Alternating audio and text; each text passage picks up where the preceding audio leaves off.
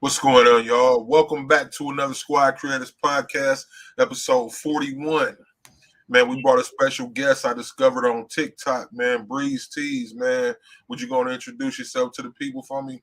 Yep, I'm Jay John from Breeze Tees, and been doing t-shirts for about since 2017.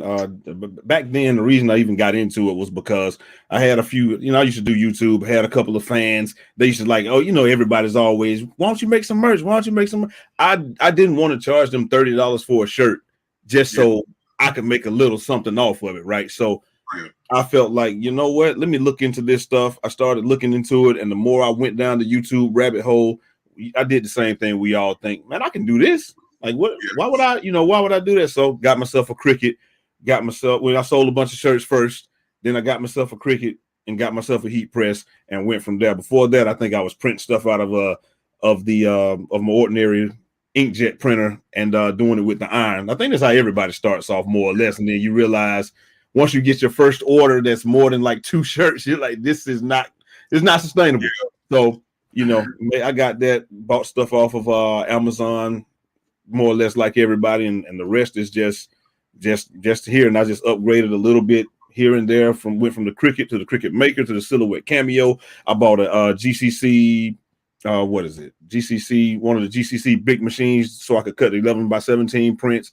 But then I got Silhouette Cameo, and it can do those as well. So I think I've used almost every media. I'm probably the biggest proponent, the biggest supporter of vinyl, as much as you can do it, because it lasts. Get all the way too deep in. It's Mike T's, and the show was brought to you by. Oh, that's all good, bro. Vital Supply Unlimited. Authorized Caesar dealer, Metamark dealer. Man, they got all your alcohol inks, glitters, and all that stuff for you crafters. It's Vinyl Supply. Excuse me, that's VinylSupplyUnlimited.com. Use Squad Talk 10 at checkout. Get 10% off your order. Free shipping on orders over $50. Visit Vinyl Supply Unlimited today. Man, I didn't know I was that good with the segue. I got the segue down and everything, man. I'm probably the biggest supporter of vinyl because it lasts as long as the shirt lasts, and as long as you take care of it, you're good to go. I can sell you that and not have any problems. A lot of people and then, like I said, after that, got into I started looking at other stuff. I wanted to get the Roland BN20 because it actually prints on vinyl and then does it. But then I realized like the weeding and all of that is just going to be so tedious. And I felt like if I was going to spend that much on a machine, I might as well buy a machine that I didn't have to weed. So that's when I upgraded to the iColor 650. It's been good, been bad, been in between. It is very controversial. You're going to make a lot of money, you're going to spend a lot of money. Profit margin is there, but it's not. I mean, I guess it would be just about as fine when you really add up everything and say, with a vinyl shirt, I'm going to spend like $3 on the shirt, maybe $2 if I get it, from a good deal or what have you, and then you can spend at least $2 worth of vinyl on the print or what have you. So it comes out to be just about the same. The problem is the barrier to entry is so high. It's $8,000. It's an $8,000 printer. So like that's the long and the short of it. That's story open, story closed. It's $8,000 printer. So the barrier is so high, but the quality is, like I said, the quality is about the same. You're gonna come out with stuff, but nothing is gonna last as long as vinyl or screen printing. Nothing's gonna be as easy as vinyl, but nothing's gonna really last as long as screen printing, really, except vinyl. So to a beginner, would you suggest going to get that iColor?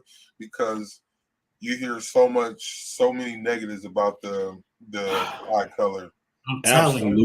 Absolutely not. If you are a beginner and you don't have, especially if you're a beginner, you're not gonna have the clientele, so you're not gonna be able to make that. You know what I mean? If you finance it or something like that, you're not gonna be able to make the monthly payment. So it's just gonna be a bill. It's gonna be a bill for you. That's what it's gonna be. So if you are a beginner, I say build up your clientele. You have to do what everybody else did, more or less, right? You got to go anytime you start with family and friends first or what have you, then you move through the Facebook groups and stuff like that and all of that. But once you build up your clientele, I would say, and you really have the hang of printing t-shirts, that's when I would say do it, because it is so difficult and so tedious when you begin that if you just started, you probably I seen professionals, that do it for a living for real and don't have another 9 to 5 give up on this thing.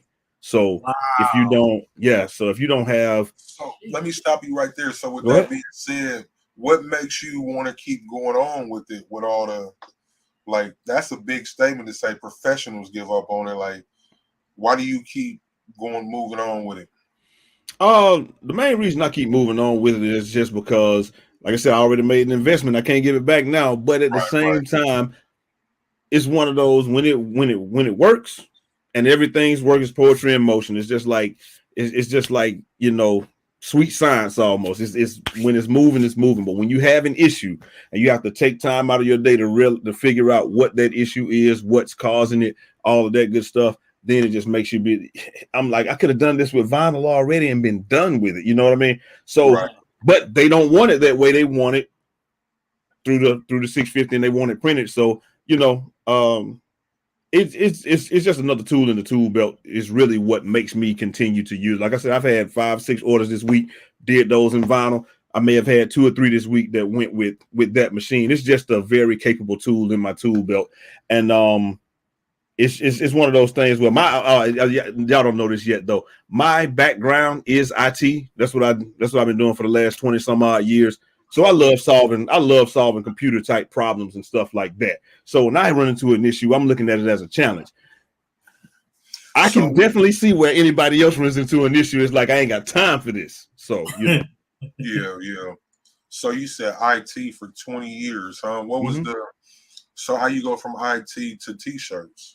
I'll still do IT right now, but like I said, with the t-shirts, it was just another challenge. It was just something I said, hey, let me give it a shot, because I felt like I could do it just as well as anybody that I was going to pay to do it. And so it was just one of those things where I just kind of felt my way through it, watching enough YouTube videos, and my wife just said, hey, look, we're spending a lot of money on starting this. So if you're gonna start it, it's gonna be a hobby, or we're gonna make it into a business. I was like, shoot, this is a good hobby for me. I'm good. It's a hobby that pays. Like, nah. She was like, nope, we're gonna turn it into a business. And that's when she started going through the Facebook groups and doing all of that good stuff, and just saying, hey, can you do this? I'm like, yeah, I can do that. That's easy. Yeah, exactly.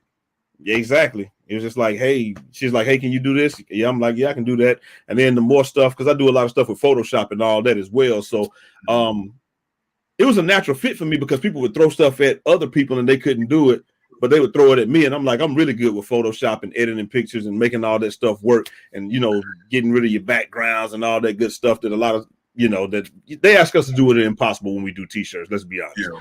And so I was really good at doing the impossible, so I could get stuff done when other people couldn't, and it just ended up being a natural fit. All of my IT skills actually just went into going into making the t-shirt business work, except for the heat press part. But everything up into the heat press, it was pure. It seemed like pure IT to me. I gotta salute you, man. First of all, y'all know I love vinyl, and here's another person that shares in the same passion. So I'm excited. And some of the stuff that I was doing in the beginning, I was layering vinyl. I could layer vinyl like nobody else could. Like I wouldn't even use anything else. I would be like, why would I print this when I can just layer it in vinyl? But then, after about 2-3 years though, it started, it will separate from the other vinyl. And, so I say, hey. So I'm going into my third right now with vinyl. And there is I'm feeling a little bit, but I still love vinyl.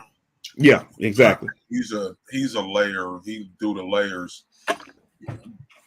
Yeah, with the layering, like you said, that's what it's gonna be. I haven't the StarCraft mat. You can probably layer that better than anything. I started off with what was it? What's the other one? The other major manufacturer, but they don't have the mat. You got StarCraft and Caesar. Yes, Caesar. If you get the premium, if you get the stretch from Caesar, it layers really well. I feel like the one with the shiny coat.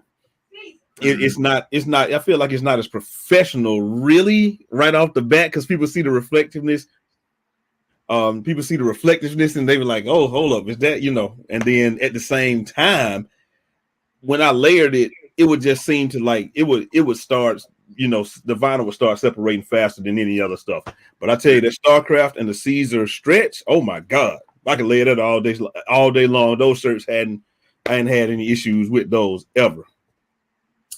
So you doing that I-50 or I-650? Forgive me because I don't know the term of it. I've only heard it. I've never had a transfer from it. At Uninet, he making how-to tutorials. He exploiting y'all. He telling y'all that he basically got it down to a science. Y'all need to holler at Breeze Tees.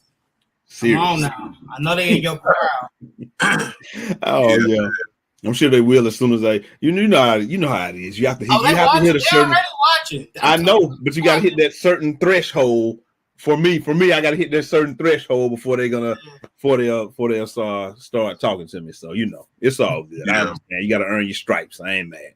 Yeah. So I got to double back, bro. I heard you say cricket, and they hate me because I talk bad about the cricket. I don't talk bad about the cricket. I respect the machine, but it only cut like little people's clothes. And then I heard you say silhouette cameo. What made you move from the cricket to the cameo? You're right about the little people clothes too, and people don't. When it comes to 2X and 3X, it's just like it's fine for me. 11 inches is fine for me, but when I do it, a lot of times I do a lot of tricks. I turn it sideways or break up the image or what have you. Like you said, you have to. But I went to the silhouette because I bought that Cricut Maker the first time, and I would say within 2 or 3 days, I had a blade failure. And I was like, I know I didn't do anything wrong. It just was OBF. So I sent that to Cricut, but I had a shirt order for a family reunion. I couldn't wait. So I went to the silhouette cameo. And the only thing they had in store, this was like last year, right when everything kicked off, when everything got short. Only thing I could buy was a silhouette cameo. So bought the cameo. And my plan was really my plans were like, I was like, well, I don't know if I want to buy the cameo just because they don't let you take this stuff back. Like Michael's you're not taking it back to them. You can't get a refund. When you buy it, and that's it. So it's like, do I really want this? And I bought it, used it, and I was like, I can use this, for the bigger sizes and stuff like that. And plus it cuts 11 by 17. Right there. Go ahead. That 12 by 12 changed your life, huh? Yeah, exactly. And plus the 11 by 17 for the print and cut. Oh my God! Once I figured out I could do that, I was like, I'm not taking this thing back. It's another, like I said, it's another tool for the tool belt and all that stuff. And the thing is, like I said, I had a GCC. It can cut up to 24 inches, but I didn't use it like that because the GCC software, even though I have mastered it, is too cumbersome for small things. Because you can put it in the cameo and you can say, this is my outline. It'll outline it for you. Boom, bam, you're done. With the GCC software, it's like you have to look at it. You have to tell it to outline it. Then you have to go in and figure out what you don't want. It's a lot more cumbersome. It's like by the time I've done that, I could have run 6 shirts on the cameo already. And so it was just cost benefit analysis. I just didn't have the time to do. I did use the GCC for 11 by 17 cuts for a long time though, because for the 3G Jet opaque paper.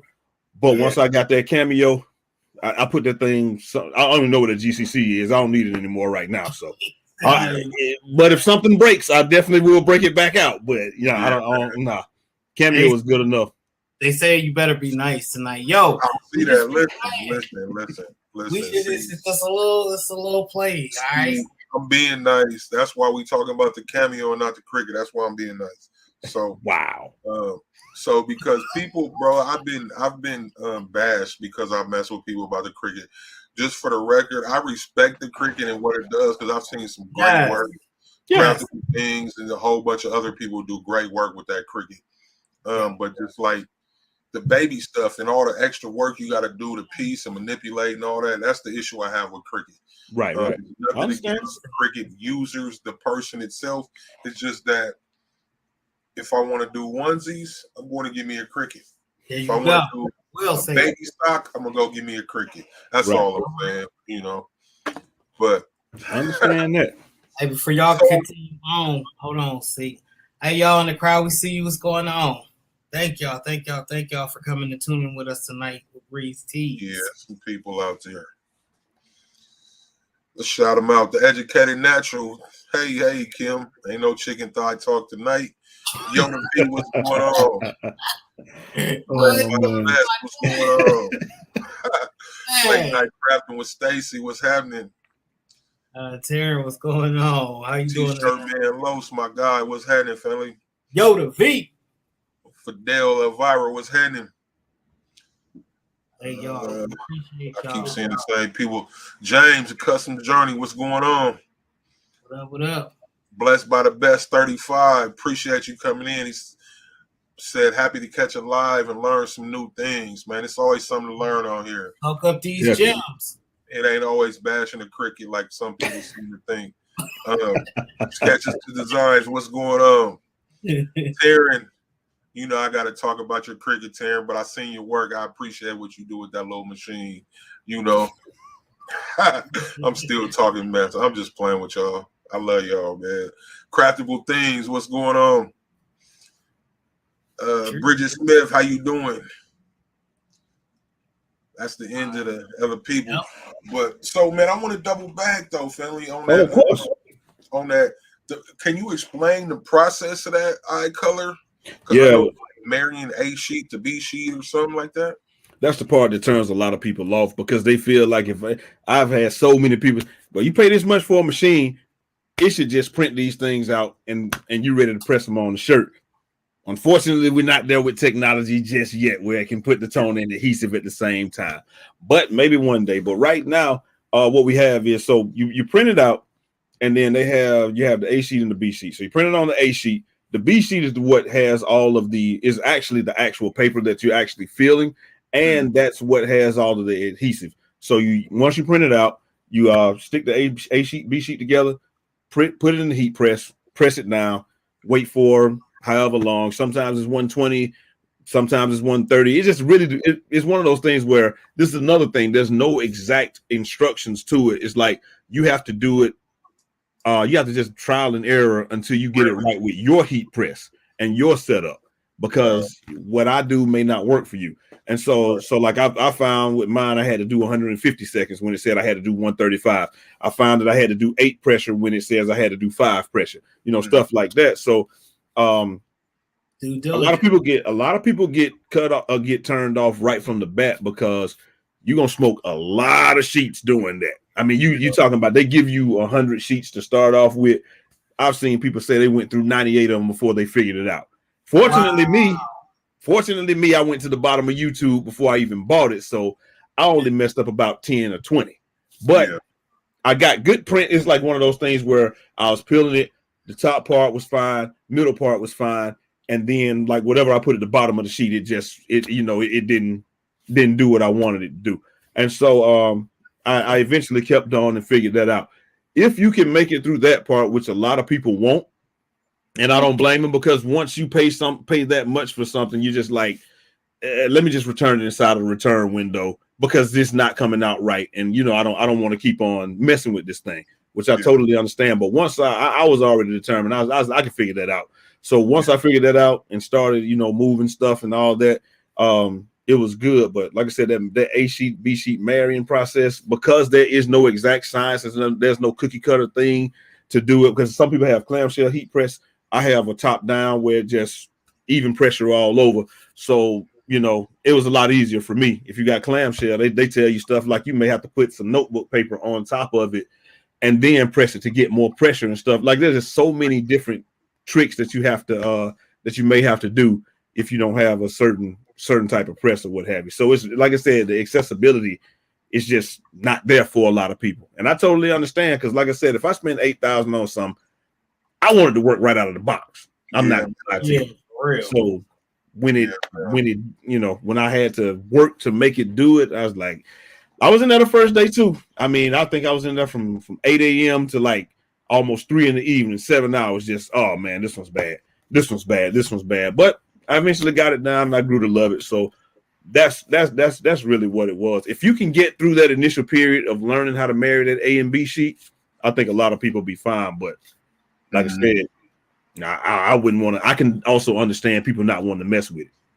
So yeah. So that's crazy that they don't. It's not like you say cookie cutter. They don't have no cookie cutter instructions. Exactly.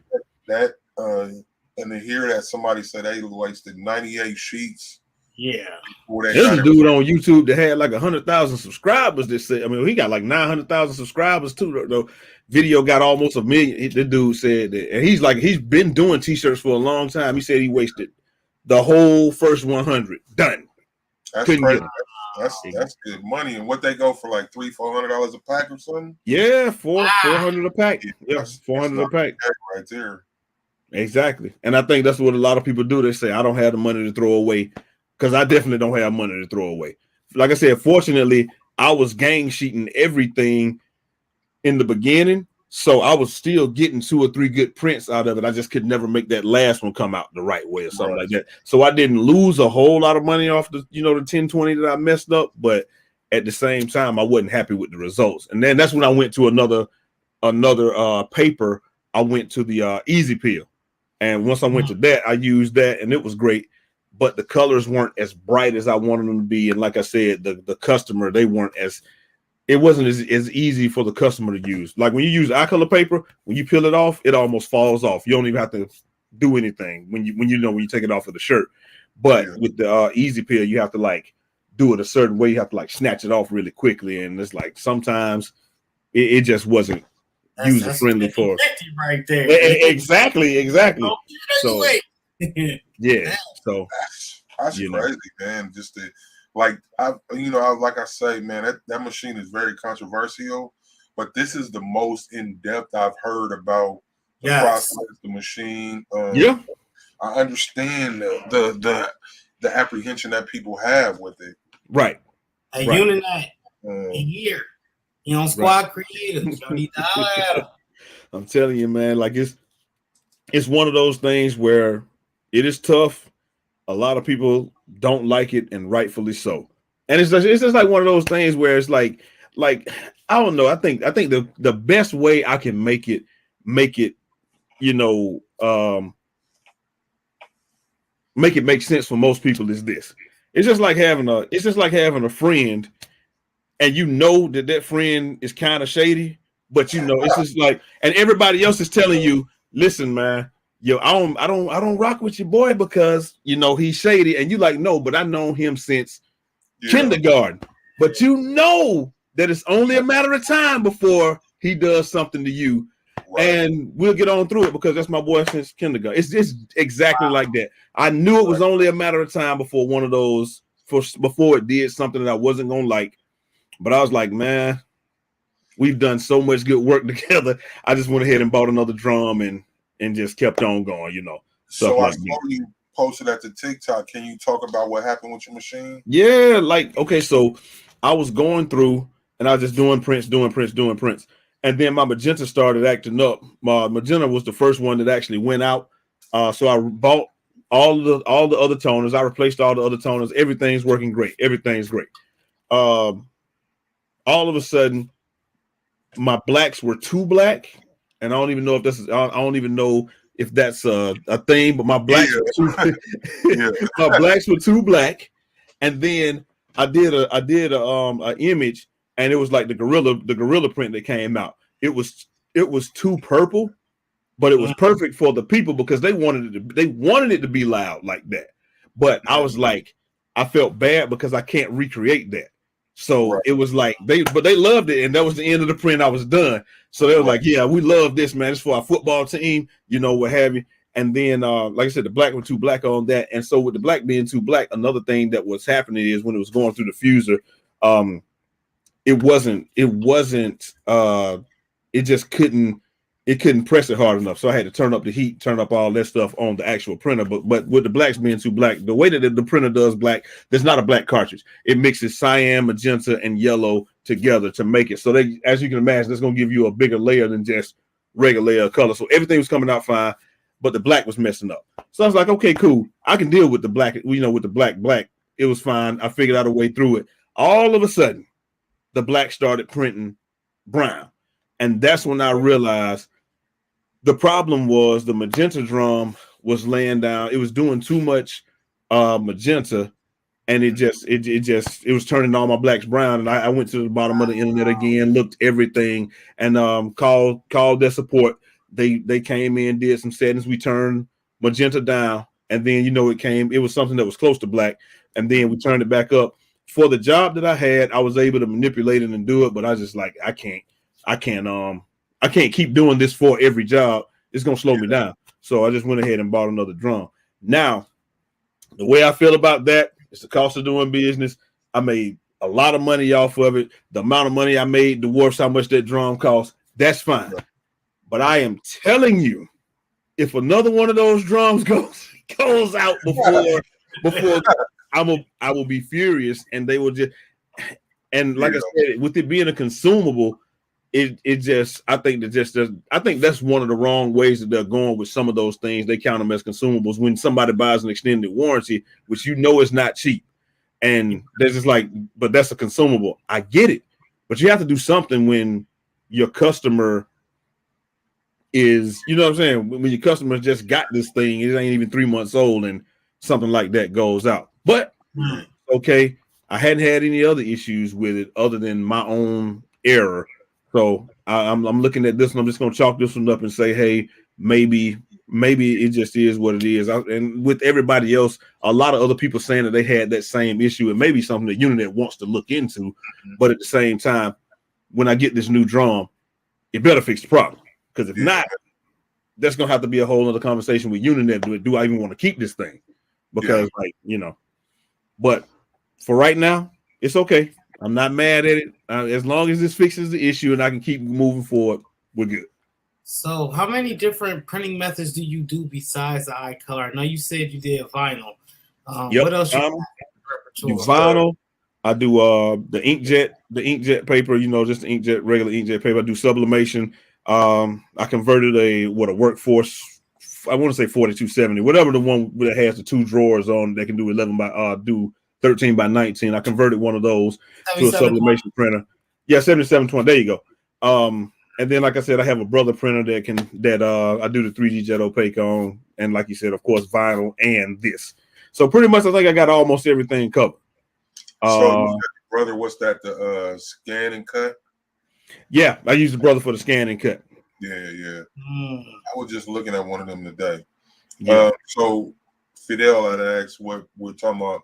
It's the Unijet iColor 650 is what we're talking about. Yeah. So how do you like sublimation compared to your, outside of your limitations on being able to print on dark colors, but compared to your Uninet, how do you like the sublimation process, or what do you use sublimation for? Sublimation, main thing I use it for is the same thing. If somebody orders a white shirt and it's a gym shirt and it's polyester, they're getting the sublimation shirt. It's gonna be sublimation every single time. I'm gonna do it just like that. I really just use it as whatever I'm doing suits it. It's like I said, I just use all of these things like tools in my tool belt. I know, I can't use a hammer to screw something in. I can't use a screwdriver. Well, I guess you can use a screwdriver to hammer something in if you use the butt, but y'all get what I'm saying. You get what I'm saying. I just I've acquired all these tools, so I don't have to tell anybody no. It's more when I look at it. I want to tell everybody, yes, I can do that, and we can do it, in a timely fashion. So, and like I said, with everything else, it's just been as it's needed. So, like I said, print and cut, sublimation, vinyl, and should we even do the vinyl with the do glitter vinyl with sublimation and make some cool stuff too. So, Most definitely. What's the biggest job? What's that? With that, the eye color? What's the biggest job you've done with that eye color? Like how many people? Somebody had because I did another big one this week, but the biggest one that just comes to mind right off the bat was a lady. She had a soccer team and she needed 72 pieces, like pretty quick, and I was able to print them all off and get them done. So that's probably the biggest job. She needed I think we sent her like 100 prints just in case something failed. But that was the customer that made me switch the paper that I was using, because hers was a good portion of it was white, and I didn't mind. You know, she called, like she said she was having some issues. I said, call me, please. We walked through it, talked through it. We figured out the best way for her to do it. But I realized that I didn't want, not that I mind doing it, I just didn't want another customer to go through that feeling like they didn't know, how they were going to get these things printed according to the instructions. And it's like she said, we tried both of the methods that they give you. With it, the issue with that was the actual paper. So we tried the slow peel and then we tried the snatch peel. We did both, and she said, well, the snatching worked a whole lot better than the other one. So she was completely happy and all of that. And then after that, I had one lady, she did something. She had a pizza place or what have you. She had about 50, 60 pieces or something like that. So it's a workhorse. It can get it done, but that's provided that you don't have a drum act up on you out of nowhere. But yeah, it can definitely get it done. You can get a lot of work done on it, and the results are great. It's just that risk, I suppose. Yeah. But I guess you can blow a print head on any computer, on any printer though. So period. Yeah. So Fidel said they all have their own catch unit that I think comes with the, where did it go? It just jumped off on me. I think comes with the option to use neon colors, and that is very cool, but it doesn't print true black. Have you used the neon colors on it yet? I've not used the neon colors yet, but he's absolutely right. You can't print true black. It's a mixed black, so it's almost indistinguishable from the naked eye. It's going to be black, but if you put it beside the shirt that either you guys are wearing, you will see that it's not as black as black could get. And so that's one of my biggest things with it. I wish that on jobs that had no cyan in it, because like sometimes I get a straight black and white job. I wish that on those, it does come with the black cartridge. I wish that I could take the cyan cartridge out and put the black cartridge in and be good, but they don't even allow you. They don't allow you to do that. It's going to, I would like to see either that or a 5 cartridge printer, where the black could be in there all the time. But we'll see how that goes. 40 acres and a mule. That's my old friend. Where you been? Used to be my homie. Now you act like you don't know me, man. You ain't talked to me since Scooby-Doo was a pup. What's going on? Man, so I'm gonna back away from the printing for a minute, man. So I discovered you on TikTok. I found you a while back, man. Right. And so they love you on TikTok, man. Can you talk about that and some of the steps you use to gain your popularity there? I would say the biggest thing that my wife does somehow is hashtags and figuring out what the actual what's the catchiest song of the day or whatever the catchiest thing on there is, and then just putting that with the right times of day to post and stuff like that. But mainly it's the hashtags. So before you guys started in the TikTok world, were you one of them people that was like, man, I ain't messing with this TikTok? Of course. Of course. What are you talking about? You tell me about TikTok. I'm like, we need to hit the streets and pass these cards out. We need to go to like flea market or something and set up and say we can make any shirt right here on the spot. We need to hit these Facebook groups. We need to do all of this. I don't even know what this TikTok is. I got a Samsung, watch. It don't even TikTok. It's straight up. What is this TikTok stuff that you speak of?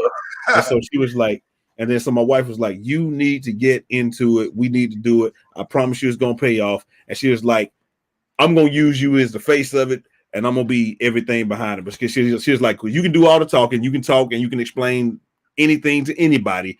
And then I'll do the posting, I'll do the hashtags, I'll do the catchy, the catchy stuff, the trendy stuff. I'll do all the research. I just need you to be the face. I was like, all right, that seemed like a pretty good deal. Whatever, That's fine. Right, Power right. team. And that's what she said. She did all the marketing. She's done all of that good stuff. And we actually have gotten a lot more business off TikTok than we've gotten, from like Facebook and stuff like that, which I was surprised. But people just love to see how you do stuff, what you're doing, and then ask questions, get you to interact. And I think the biggest thing is because we interact with everybody, we don't hold any information back, and we respond to all of the comments. I think it makes people a lot less reluctant to work with you because when they see that this person responds, okay, so cool. If I have any questions, I'm sure they'll make. I always make myself available to answer them. So I think that's another thing that helps drive sales off TikTok and stuff like that. But you got catchy videos too, man. Like us. You really like one of the first people I found when I jumped on TikTok. Right. I've been following you for a good little minute now. I ain't the brand. I can't take credit for none of that now. Oh, that's my wife. Yeah. All of that is her. All the ideas, all of the stuff. Look, she hating now. She can't let me have a spotlight at all. Can't let me have nothing. You had to let it be known. Yeah, no, I let it. Hey, anything that we do, like with the Space Jam thing that we did when we fell back on the thing, all of that is 100% her. Half of the time, I'm like, why are we doing this? Nobody's gonna like this. This is silly, Yeah, but we do it and it hits, and then I gotta. Where's the crow? Put it in the microwave. Put it on the plate. I'm eating crow right now. This is what's for dinner. So I just stopped saying anything now. I just say yes, ma'am. Let's get it done. That's all I say. That's a happy wife, happy life is what they say. That's why I got all the praise, man. Exactly. This show is being brought to you also by the vinylstand.com, authorized BFlex heat transfer vinyl dealer. Use code SquadTalk10 or SquadTalk20 and get 20% off the total order. Pick up some DTF transfers and sublimation blanks for a limited time only. Use the code SquadTalk10. Links in the description.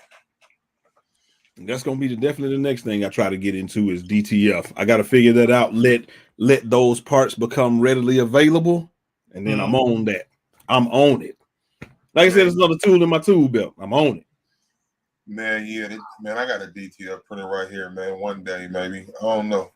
It's an acquired taste. That's what I've heard. It's just like this is what I've heard. I've heard if you're ordering the prints, you're gonna be, you'll be pretty straight. You good. But if you're going to print those yourself, it's almost as controversial as the 650. Almost. Yeah. And that and DTG. So it's like all three of these guys are the next level up from what all of us are doing, which is vinyl and print and cut. Everything that's the next level up is super controversial. And I understand because the barrier to entry is so high. At that point, we don't like to tolerate failure. I'm not going to lie to you. That's really what I feel like it is. But as far as DTF, man, the thing about that, man, like if you get a DTF machine and you pay for it, you're going to pay. It's going to cost you a check.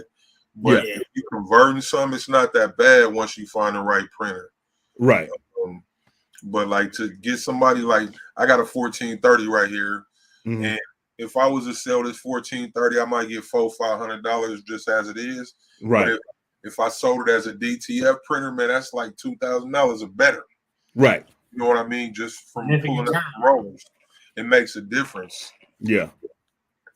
But I gotta read this, man. Sketches to Design says, "Wise woman." Period. Period. Period. Fidel said, right, the wife's always behind the game. Man, y'all hear me talking about my wife all the time, man. I got another one out here. It's like it's one of the things, man.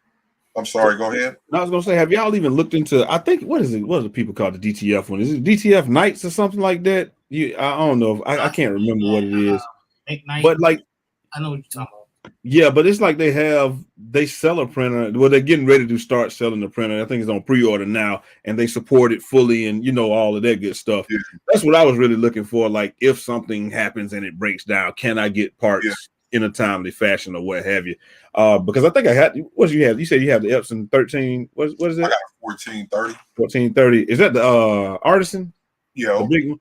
Yeah. Okay. So that's what I got in the kitchen. That was my first machine that I had doing it for sublimation. So I thought about trying to convert that one because but trying to convert that one, but I just hadn't had any time. No lie. Yeah. So with that, like, it's simple.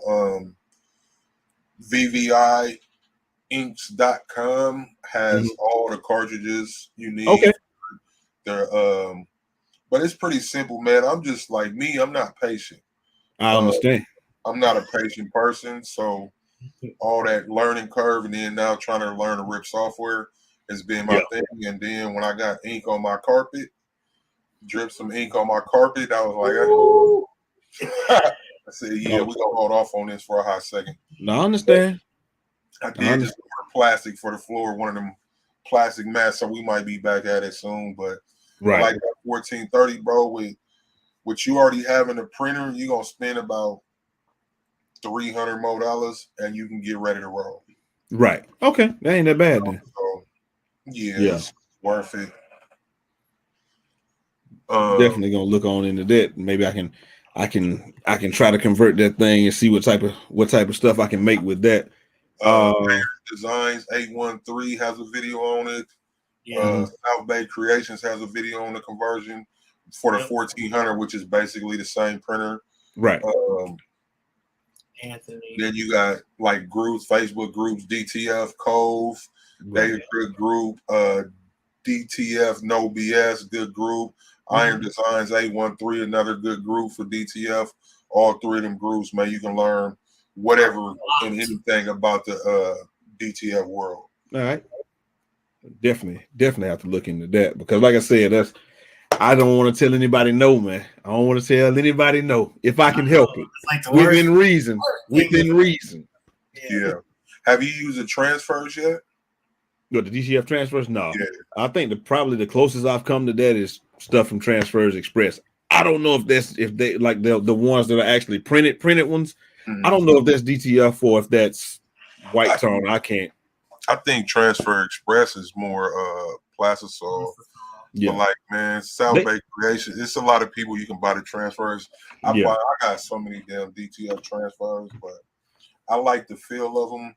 Right. I got on a shirt. I put on a blank shirt, Circle Clothing t-shirt right here. Shout out Circle Clothing.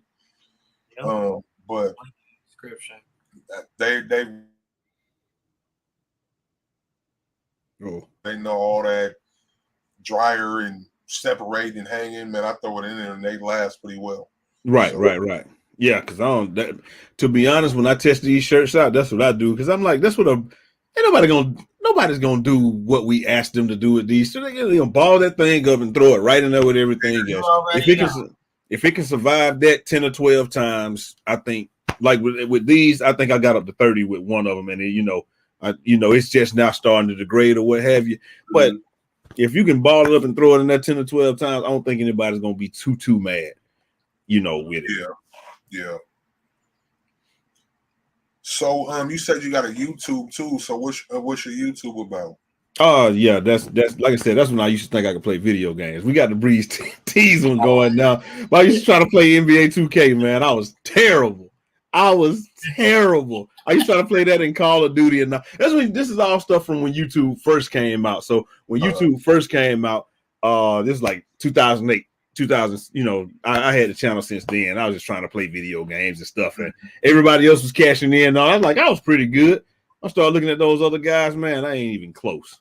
I was like, why nobody watching me? Oh, because I'm trash. That's why. Okay, well, let me do. Then I realized people actually like laughing at me for being bad.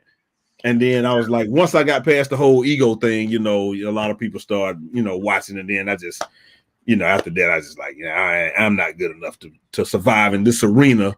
So let me change it over a little bit. It's been pretty much t-shirts ever since. Wow. Yeah, man. Yeah, the t-shirts, man. It's a fun thing, man. My heat press is mad at me. I ain't fired up my heat press in in a minute. And I got some stuff I need to do.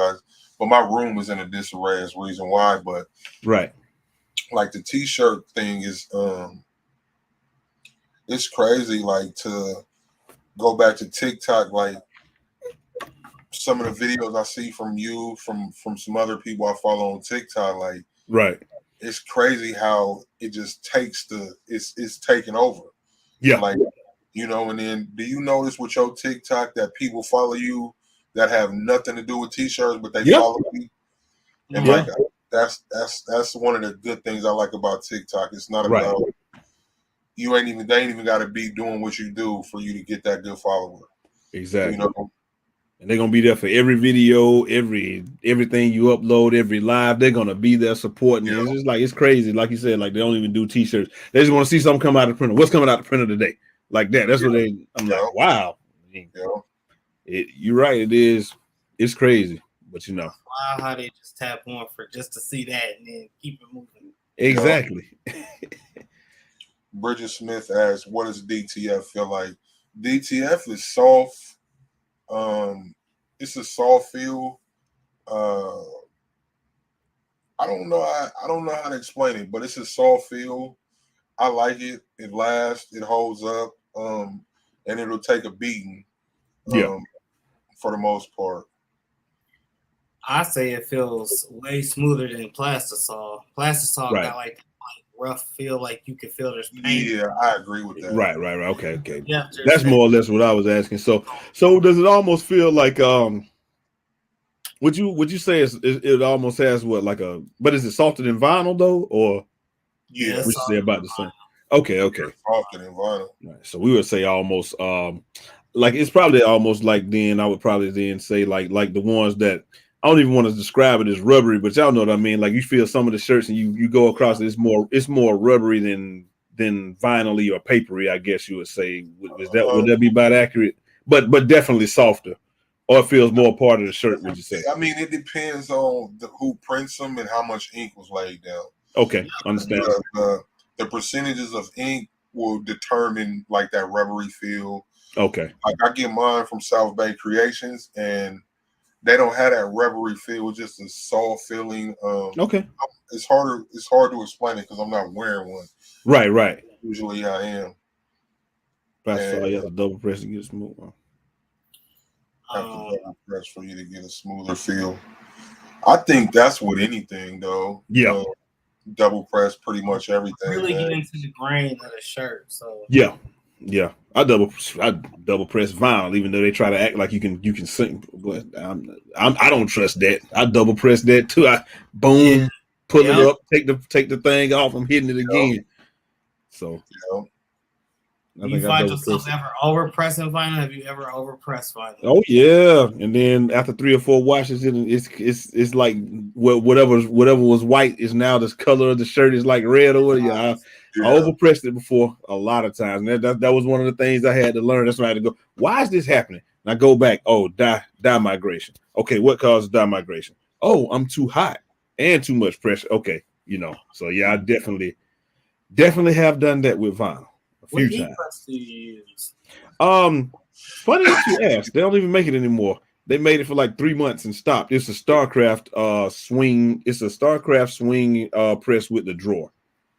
Oh, so yeah, it was like $9.99 when I bought it, and they made that thing for like 3 months, and then I think my board where you read the temperature stuff, the press still worked fine, but the board where I read the temperature started going a little bit dim or whatever. And it's like, oh yeah, we got a replacement for you. They sent it right out. I replaced that thing. Everything's been great with it ever since. But I don't know. They just made it for like 3 months and then they don't even make them anymore. I wonder why that was. But it's hard to get heat presses right now in general. Yeah, I know. That's why I'm hoping this thing don't do anything on me, because I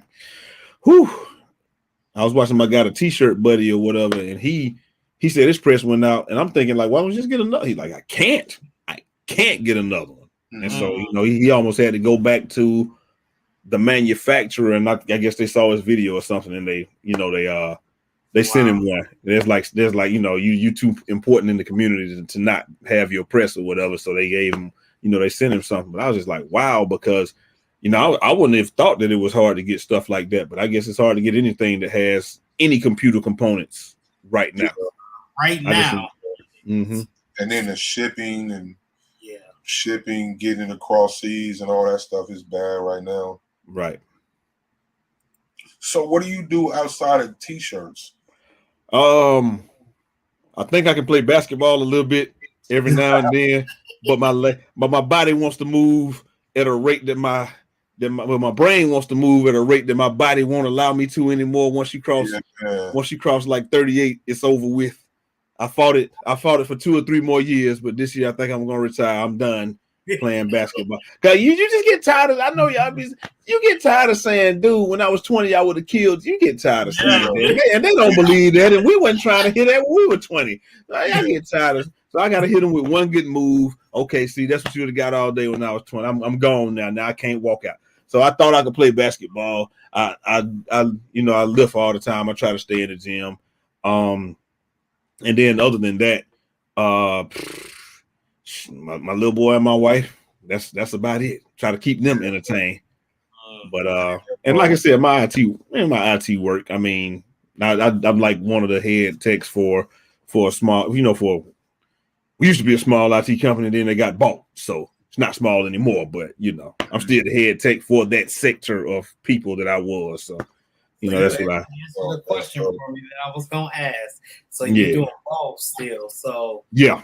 I feel like I could probably it's one of those things where it's like, man, this day job is too good to me to go full time. But I know if I went full time, I could, I could make what I was making over here. But it's like I don't want to make what I was making. I want to double it or triple it. When I get to that point, then I'll be like, okay, I can let go of the day job. I don't want to quit to make what I'm making now. And I feel like I'm in the same spot when I can do them both. And right. That's where I am. And if anybody quit first, it's got to be my wife because she the brains. She the brains of the operation. So if anybody quit first, it's gonna be her, and she's not making me say this. No, she will be the first one to quit. I promise you. Yeah. So with the eye color, man, you can press on more than just shirts, or you can press on. We did some. You can do like hard surfaces. It can do like little tattoos, like semi-permanent tattoos and stuff like that. You can go on mugs. We did some with the Cricket. We took the Cricket Easy Press and bought some not shot glasses, but like some whiskey glasses or whatever, and put like logos and stuff on it. You can go wood. You can go acrylic. Pretty much anything. It's almost like vinyl. Anything that can withstand the heat, you can press on it. See, if they get that learning curve down and the process down, that could be that can really be a monster machine. That's true. Now with those, there is no learning curve because it's a one-step paper with that. So you don't have to marry anything or do anything. So if you don't, you just print it out and then you press it on whatever you want to, and then that's where you can get the full color prints, for like the glasses and just pretty much anything. So a lot of people that do that, they buy the 5.6, whatever the one is like 3,000, it's like 3,500.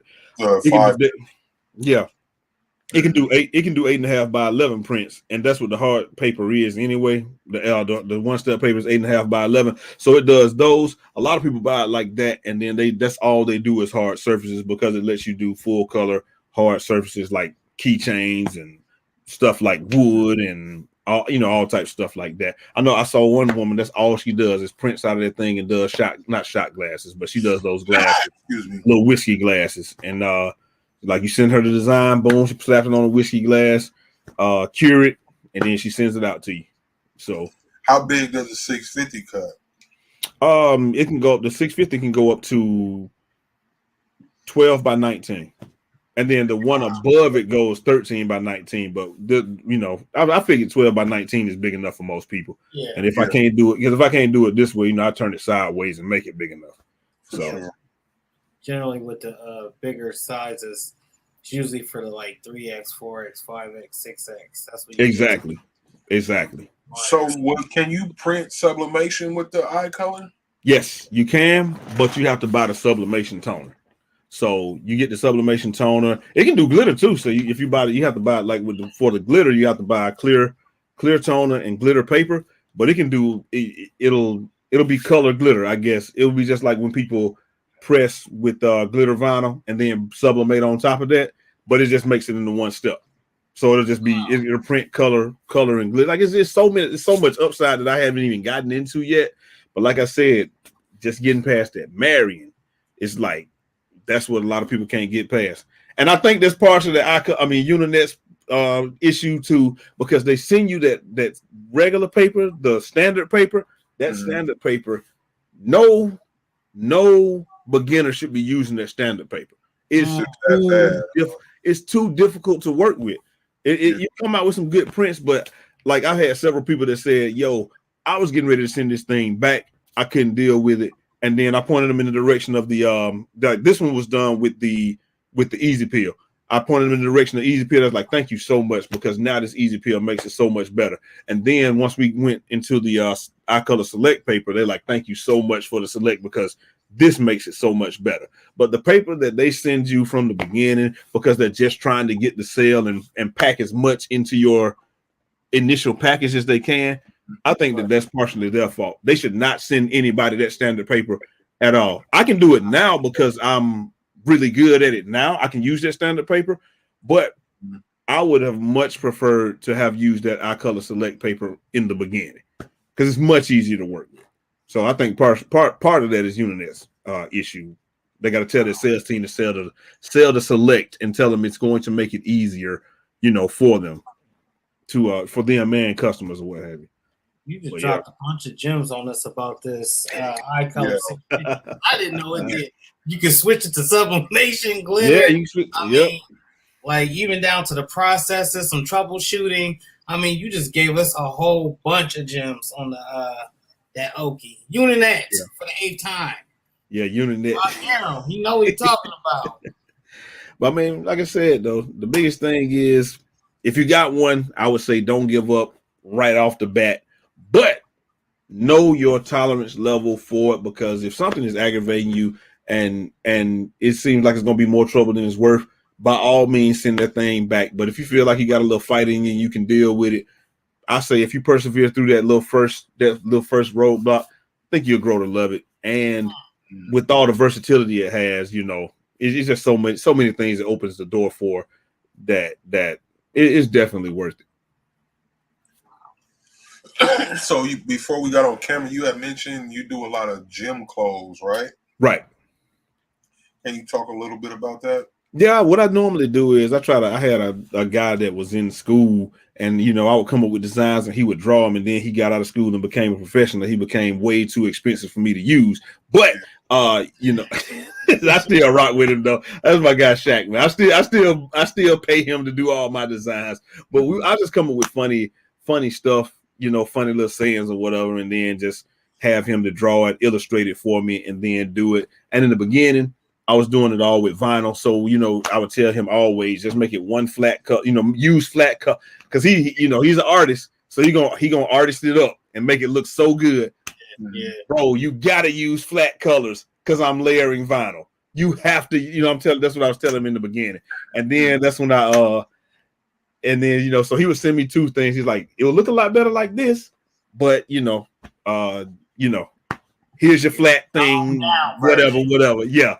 And so that's when I said, you know what? Let me figure out what I can use. And that's when I started using 3G Jet Opaque, and then went from there. But it's just little funny little gym sayings and stuff like that. I got a few Deadpool shirts. I got like better sore, not sorry. Just little sayings like that.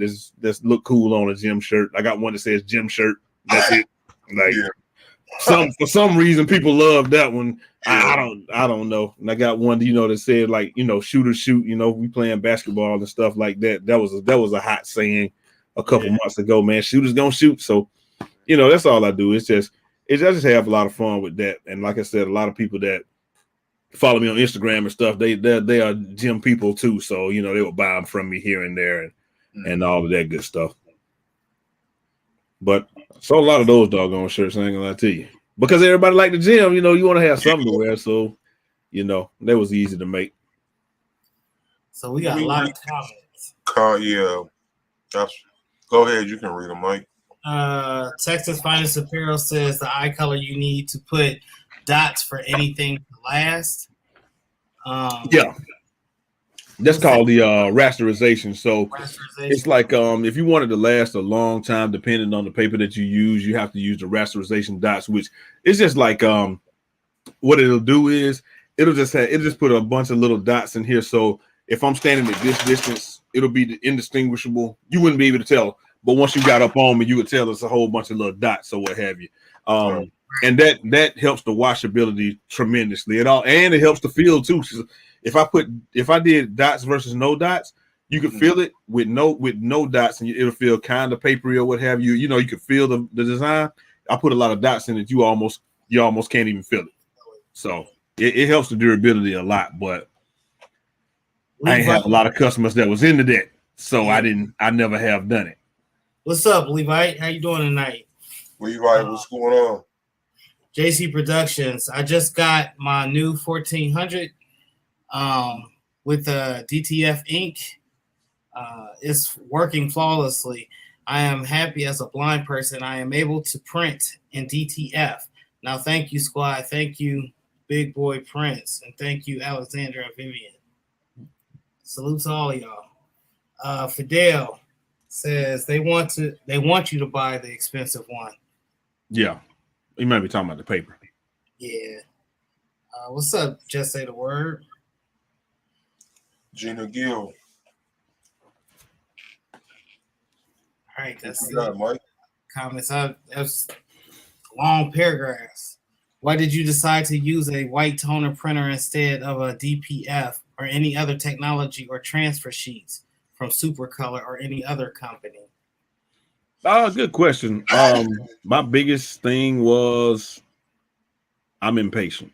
So I want what I want when I want it. I want to be able to just walk in the kitchen and print my own joint instead of waiting. If I got a big job, of course, I always order from Supercolor, Transfers Express, all those people. But if I want to do something right now, if I'm just playing around, if I'm experimenting, if somebody has a small order, some people want stuff the same day. I wanted to be able to not only get things to people the same day locally, but at the same time, I wanted to be able to provide smaller quantities in these type of prints to people, you know, that wanted them also. Because I don't have any type of minimum. You can order one from me and I'll send it out to you. I ain't got a problem with it.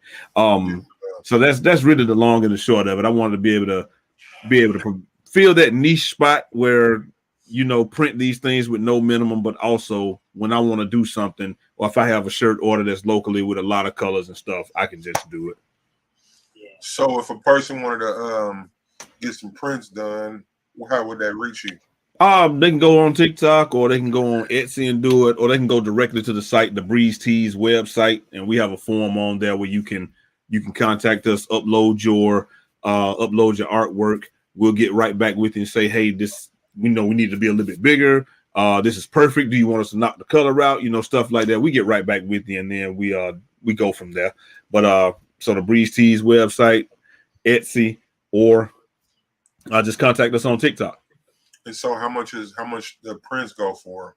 If you do a gang sheet, you fill up the whole sheet. We do 12, and an adult size print, you know, it's just 9.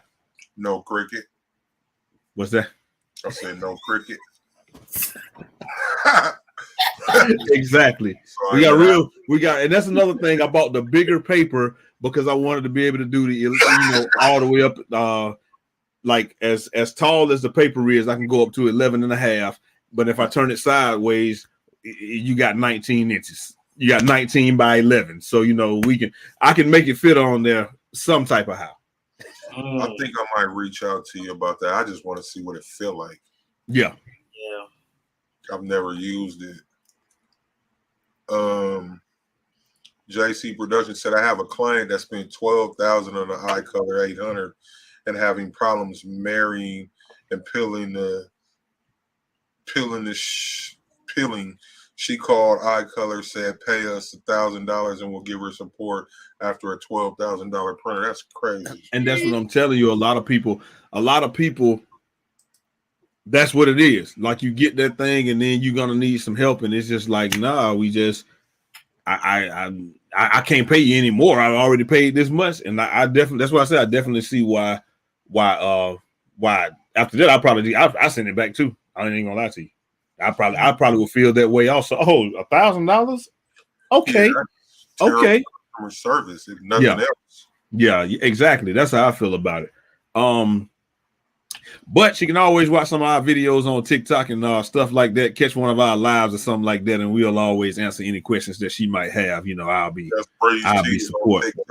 Yeah. I'm always on there. I help anybody with any questions that they have, because I would say at this point in time, I probably have as much knowledge with that thing as anybody is gonna have that doesn't work for Uninet. So yeah.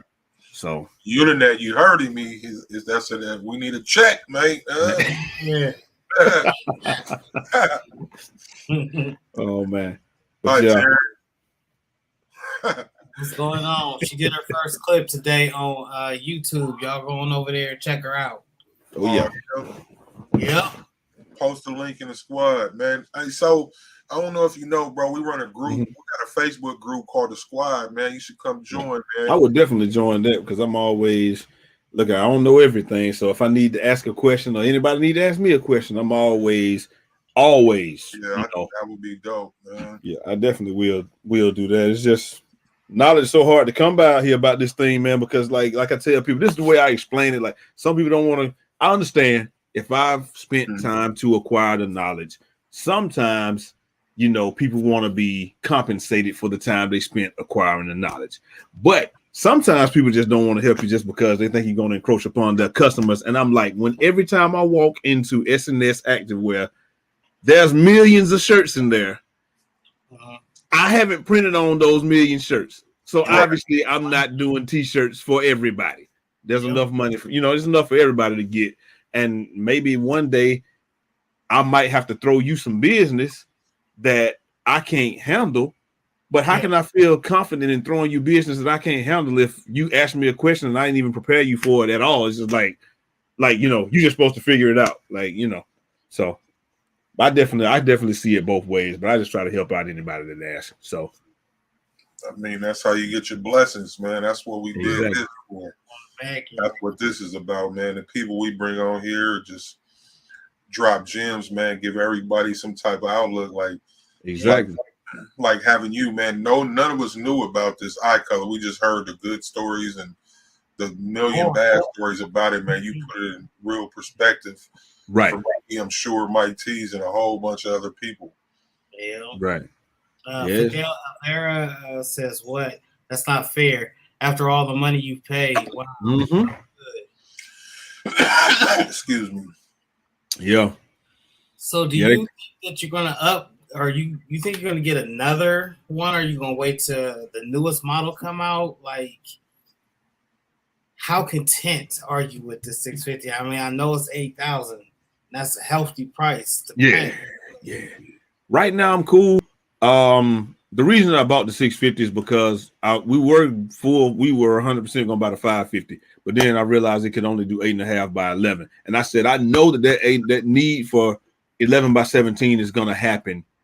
Yeah, I had faith that it was gonna happen pretty quickly, and it did. And so I said, I don't want to buy one for $3,500 and then the next couple of months feel like I should have just spent another $3,500 and I've been almost there. So we just went ahead and got the 650, but it was mainly just because of the size that we did that. The next thing that I probably was looking at, I won't upgrade eye color printers. I won't do that, but the next thing I'm definitely looking at is I don't think I'm gonna do DTG either, just because the maintenance part of it, and then I don't want to spend. This is just me. I don't want to spend what 8 to 12 or almost 20 for the machine, and then another 4 for the pre-treat thing. I know you can do the pre-treat trick with the paint joint or whatever. Like I know you can do that, but I just feel like everybody else. We spending $16,000. We shouldn't have to do all that. So it's like one of those things. So I don't know if I do anything else, it's going to be DTF. Like I said, I'm still waiting. I think I want to say it's DTF Nights or whatever. They have some machines that look like they're around like they can print pretty quickly, and they're gonna be in the 3,500 range, something like that, starting in their range. So I'm like, hey, that'll be cool. So whatever anybody wants, they want a bunch of joints quick, I can do that. If they want them, if they want them, and they can do that, then that's cool. And other than that, probably embroidery. I gotta start on embroidery. I gotta dip my toe into that and see if it's worth it. It's a lot of I heard it's a lot of business in embroidery if you can do it. Oh yeah, embroidery is definitely an avenue I'm willing to explore myself. I really want to get into embroidery. Right. JC Production said, do you ever see yourself getting into other things like laser cutting or 3D printing or CNC? I gotta see. I don't see myself doing 3D printing. Just because, like I said, with IT, I'm way too close to that. I actually have, believe it or not, I got a CNC laser machine. I've never taken it out of the package because it's so busy, man. I think when I got that thing, then we started getting T-shirt orders, and then the next thing we bought, like a whole year later. I think I had the thing for like a year. A whole year later, we bought the eye color, and then that went through the roof because I saw somebody. I think I bought something that was engraved. And I think it's just like a little wallet or something that I saw that I bought that was engraved. I was like, this is really nice work. I can do this too. I can do this too. So, there's a lot of money to be made from that. So, you go that route. I think I do that with almost everything though. But I do have one of those machines. I just never have used it. Wow. So I'm gonna have to have an intervention with you. Like Seek be telling me, y'all got a whole bunch of equipment. Mm-hmm. That button maker over there. Well, what are you talking about? You already know what I'm talking about. What you talking about, Willis? Put that stuff to use. I am definitely guilty. I realized that button maker, man, I forgot about it. I just remember like yesterday. I was like, I got a button maker I've never used. It's almost a year old. I got stuff, bro. Like if I was to like take my camera and go in my garage, y'all would be like, what the hell? Full break over there. Shannon Kraus said at Mike T stopping through the show support his bedtime. Good night. Salute. Thank you for stopping through. Fidel said if you had a business, it's okay. Otherwise, you ended working for it. Yeah, definitely. Yeah. What's that? The eye color or the CNC? I think the CNC is what he was talking about. Okay, yeah. My one of my buddies, that's another reason I got into it because he has he said once he started doing like the wood cutting and stuff. So he was in a fraternity in college or what have you. So he started doing he bought the mill, he bought it and started doing the paddles or what have you for people. Like he's my age now, like he's in college 25 years ago. But how old are you? Bought it. I'll be 41. But so that black don't crack, man. I'm telling you. So he said he started doing that because he was the one put me on the t-shirts, gave me all the gems, told me where to get the vinyl from, where to get the shirts from, where to get everything from. He was like, yo, I'm telling you because like you said, I can't print all the shirts myself. So I took the same attitude and I've been paying it forward ever since because he didn't hold back anything when I asked him and he gave me information. And I was like, every time I saw him, he had something else for me. Like, I'm tired of you telling me stuff, man, but go ahead on. I got my pad right here. So you know what I mean? Like he was always dropping something on me. And then that's the next thing he did. He got the laser cutting for the wood and he just makes paddles, like custom paddles for fraternity paddles for everybody now. And he's like, he makes so much money off that he hadn't printed a t-shirt in 2 years. I'm like, wow. Yeah. So Fidel said he was talking about the DTG when he said business is okay, otherwise you end up working for it. I feel you. Yeah. I said the same thing with this. Yeah. The exact same thing. If you got a business, it's cool, but otherwise you'll because it's just like anything with this with the white toner, it's literally you're probably making what you put in. So if I spend $5, I'm gonna make $5, and that doesn't always feel like you're making a whole lot of profit. But if you spend 20, you're gonna make 20. You spend you know, you spend 400, you're gonna make 800, you know, and that's just how it goes. Like you'll sit there and be like, man, I'm spending a lot of money on supplies, but then you see I've paid for everything that I had to do for the supplies, but then I also got surplus. So you see you're making money, but it's just the amount that goes out for you to come in. It's like when you're doing vinyl one at a time, I'm spending $30, I'm gonna make 60 or 100. Yeah. But with this thing, it's like I gotta spend 400 to make 800, and it's like it's about the same ratio, but it's just like the initial cost is 400. You're like, God, like I really got to spend 400 right off the bat to make this 8. Right. Check out the gate. Exactly.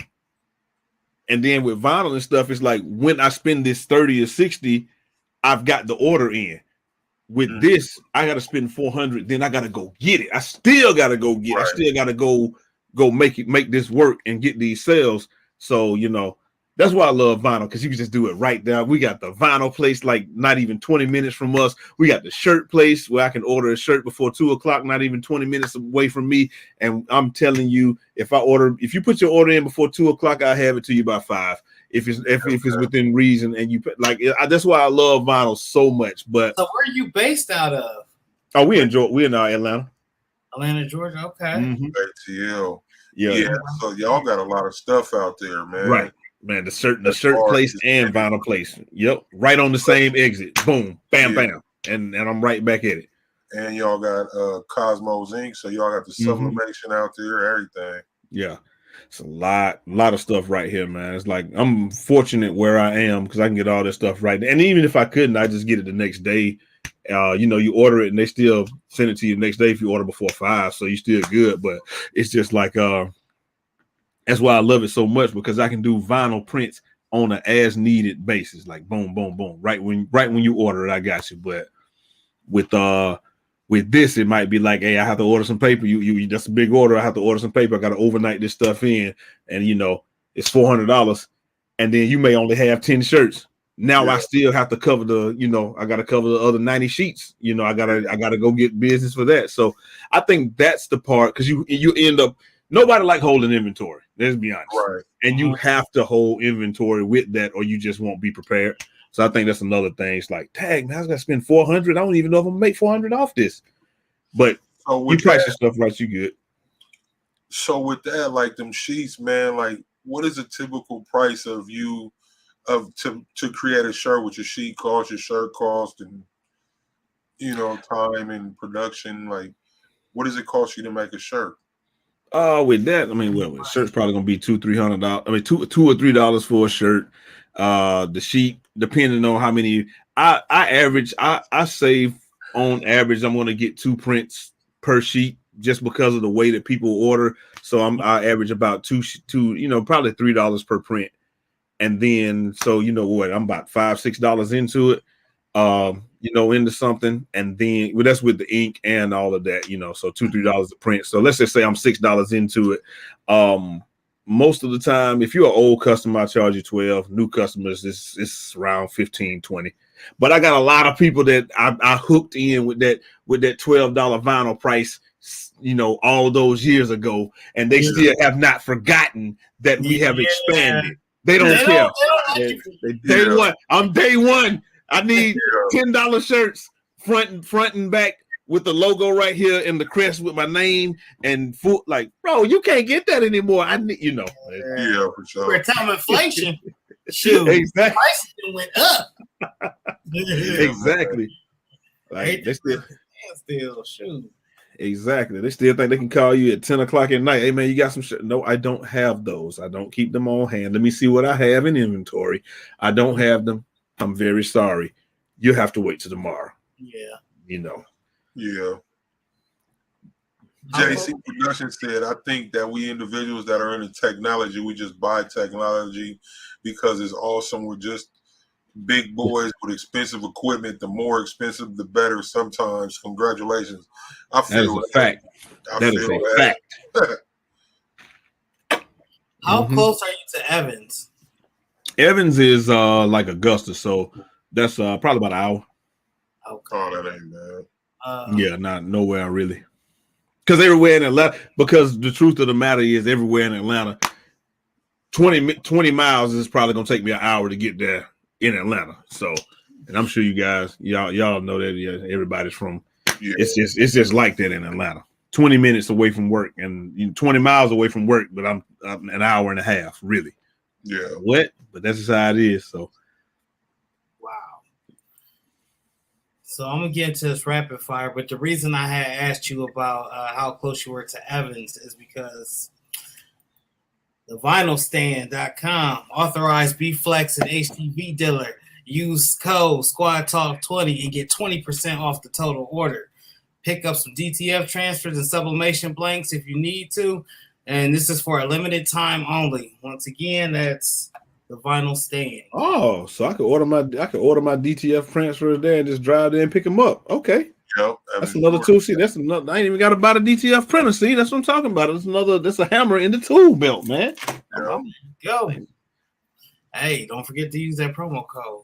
I will not forget to use the promo code. My wife is watching, so she's taking it down right now. She been trying to get a DTF print forever, so she just want to see what it's like. So that's what we'll do. And like I said, like we said, for big orders. I still use all of the main ones that everybody else uses. I'm not gonna burn. Once you do the cost benefit of it, and you say it may cost me $100 to do this on my own printer, but it'll cost me $120 for them to use their equipment and make sure it's done right.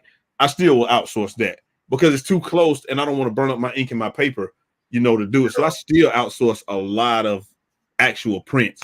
But if it's like I just need 2 or 3 and I need them today, now I charge you the rush fee and I'll go ahead and get them done here. Mm-hmm. All right. So assuming you watched our shows before and you've heard of rapid fire, it's where I ask you 5 questions. You can answer to the best of your capabilities. Okay. You have the choice to have that IP or the iColor 650. Mm-hmm. Or the DTF machine of your dreams, or the Racoma, or any embroidery machine. Which one are you going to choose? Oh man, why you gonna throw a doggone wrench in there with the embroidery machine? I know you want one like I want one. Oh man, wow! All right, just wrap it too though. Can't even think about it. I'll probably go DTF if it's one of those. If it's one of those ones that's self-contained and done like I've been looking at with DTF Night, and it's an actual machine, already done. I don't have to convert it to anything. I'll probably go with DTF just because I feel like I would. Man, that's tough. Man. I'm going DTF. I'm going DTF. I'm gonna go DTF just because I had that's the only medium I haven't done before. I'm going with DTF. It's Halloween season. You also have your iColor or vinyl. You only have an hour to make this shirt. Which one are you choosing? Which process? Is it flat or is it? Right, let me say. Hey, whatever it is to get the job done. If it's a lot of words, I'm printing it. Not even gonna lie to you. If it's a bunch of words, I'm lying to you because you know how we do with vinyl. If it's a lot of words and it's not a lot of loops, then I'm going vinyl. Yeah. If it's a lot of words and if it's words and a bunch of loops, I'm printing it. But with this being Halloween, if it's a pumpkin or something like that, something I can get away with vinyl, it's gonna be orange, green, whatever. I promise you, I'm going vinyl every single time that it permits me to. I'm doing it every time. But if they want gradient colors and I ask them, are the colors important? And they say, yes, we want the gradient colors. I got to print it. I ain't got no choice. But I'm going vinyl every time just because it's just, I can get it in, get out and be done. What's your favorite brand of vinyl? Right now, I would say the StarCraft stretch. Oh, I'm sorry, we already covered that. Yeah. And then right behind that is going to be the Caesar stretch. The Caesar stretch, because I like both of those because it's because they're opaque. Not opaque. I'm sorry. The matte finish rather than the semi gloss. That's why I like both of those. So StarCraft stretch, and then Caesar stretch. So, what's your favorite holiday? Oh, favorite holiday. That's a good question. Is my birthday a holiday? We'll take it. We'll take it. That's the first. I think that's the first. No. Hold on. My wife's birthday. Yes. Your wife's birthday. Yes. Hey, listen. And let me tell you why I can get away. Let me tell you why I can get away with that. Because my wife was born on New Year's, so New Year's Day is my favorite holiday. So yeah, that's right. My wife's birthday. Yeah. Capricorn. My birthday January 5th. Capricorn's in the building. Mm-hmm. Yeah, man. And she's not making me say this either. I promise you. See, we on Family Feud now. Good answer. Yeah. Really final question, man. What is some? You've dropped a lot of gems on us, but what are some words of wisdom that you give to somebody that's just now getting into the business that you're in?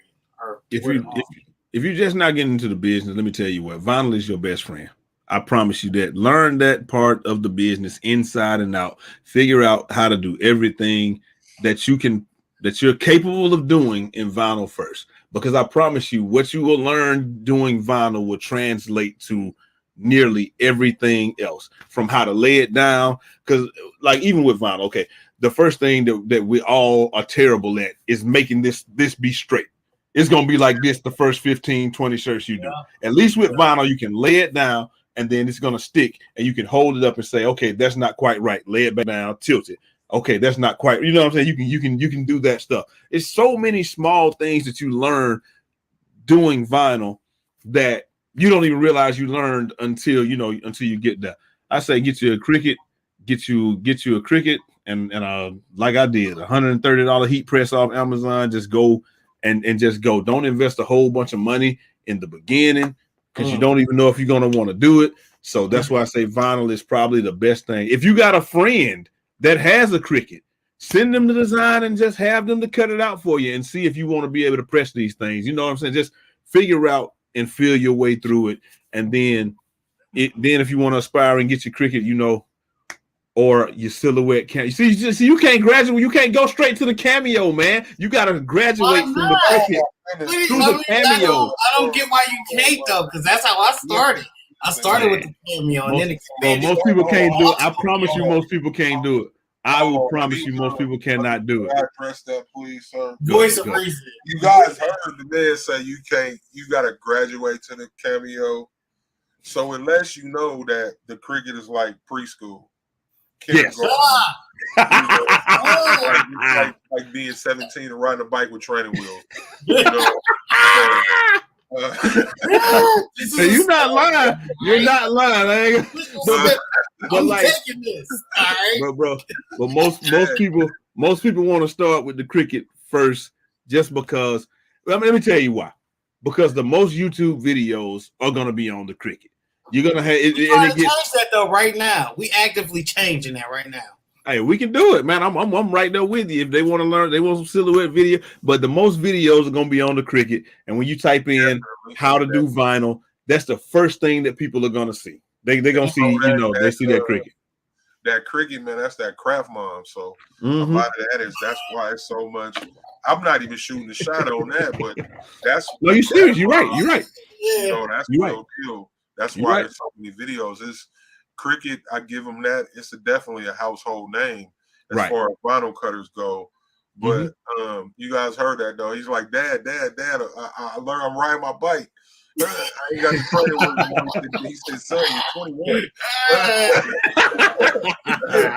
I came from Cameo, then graduate. Yeah, exactly. That's what I did too. Like I Cameo, and then you go from there. Once you learn how to master that Cameo, though, and you put that time in, you feel like you can do any software after that. I promise you, because that rip was like, I could do that in my sleep. That rip was nothing compared to mastering Cameo. Yeah. I mean, and it wasn't Cameo wasn't even hard. It's just like the rip was just nothing compared to what I had to learn. With the print and cut part of Cameo, I guess I would say. Because you got to learn how to do that. But see, I had got so good with it, I could go into Photoshop and put the bleed on myself and then put it in the Cameo. And then I would make the cut smaller so it would cut into the bleed, and I would never have any white space and stuff like that. But I would do all this stuff. That like I said, I just learned by myself. But that was personally is good for that too, because you can adjust the size. So if you really want to eliminate them white, you get good with that offset. I'm telling you. Yeah, that's exactly what I would do. I put the bleed on, and then I'll put a stroke on it, about a quarter of an inch, just a little bit, and then I come in and then do the offset, and I'll offset it down, and then and put it into the bleed that I created, and then boom, just cut it, and it was almost perfect every time. And if it wasn't, I just cut it myself. Yeah, for sure. That always works. Old school. Yeah. Black Excellence brand said recently purchased the R1800 in supplies to convert for DTF. I converted it this past Saturday, and by Monday morning I listed that joke on OfferUp, and it sold that even. Ain't nobody got time for that, bro. I'm on he said, LOL. Bro, that's how I feel, bro. I feel you on that, fam. Yeah. I can definitely understand. Like I said, man, once you I get it though. I get it. I truly do. Yeah. Once you invest that money, you just like, and I still have to Yeah. Texas Flutter Parallax Breeze. What is one thing that you like and dislike about your customers? That's a code. That's a trick. I love my customers because they pay cash all the time, and they present new challenges for me every day to try to overcome. And I'm a person that likes challenges. What I don't like is when they send me a 300 by 300 thing and think that I can print that. Yeah, I can't. It doesn't matter how much I blow that up. It's gonna look terrible. I need at least 600 by 600 or something like that. But yeah, DPI, right? 300 by 300 is just, it's not gonna get it unless you want a quarter size. Unless you want a quarter size cut or chest print or something like a 3-inch chest print, but I can't blow it up and make it look good. But a lot of times most people understand, and I'll say, well, I can't use this, but I did find this. Is this close enough? And they'll be like, oh yeah, that's more than close enough. That's more than what I was gonna do. And they'll just be like, cool. So sketches on you. Wow. A woman after my own heart right there. I'm telling you can't be 21 ride a bike with training wheels. I'm telling you. Yeah, you're right about that, man. The way I look at it is they both serve a purpose right now. Hey, they both need it in the industry. And see, that's that thing where come on out the bushes. I see your feet. What's up, 755 Media? How you doing tonight? Appreciate you stopping through. Cameo. Cameo is a little bit of everything, and it prepares you when you get outside of that Cameo to deal with other programs. So I think it's the Photoshop, it's the Cameo itself, it's a little bit of the Affinity, or is that Photoshop too? We just gonna be programs just mixed in. Just gonna be 100% honest, man. The reason that most people use the Cricut right off the bat is this. It is not easy. I ain't gonna say it's hard. It's not easy for them to line that vinyl up. And sometimes that thing be going through there like this right here, sideways and all, you know what I'm saying? Like that Cricut got the training wheel mats. I mean, you can't put it in there sideways. It's gonna be straight through every time. But there's lines on either side and arrows. That's one thing I have heard good about the Cricut. Everybody talks about how good the mats are. Yeah, it can't go in there because like if you're doing something, like I don't have no problem with the silhouette when I line it up, put it in there, and you set the size and you just do it. But the Cricut, it can't, like it's got the guards on the side, so it can't turn sideways at all with the mat. That silhouette could potentially go in there, that mat can go in there anyway. It's the Cricut, you can't mess it up. The silhouette is only as good as you are. Shoot, I got one. I was over there talking to 12 one night, and I got the big one, the huge one, and that thing went sideways on me, and I would have seen about a yard of vinyl. I was about $45 worth of vinyl on one cut. Speaking languages I didn't even know I knew. Yeah, that's the only thing though. I got a good question for you from JC Productions, man. He asks, where do you see yourself 6 months to a year from now? Oh man, 6 months to a year from now, it's gonna be one or two places. It's either gonna be in what, Louisville, Kentucky, or wherever it is, taking that printer back. Like I'm just gonna drop it off. My bad, St. Louis, Missouri. I'm either gonna be right there on the doorstep saying, oh, y'all didn't want to come get it.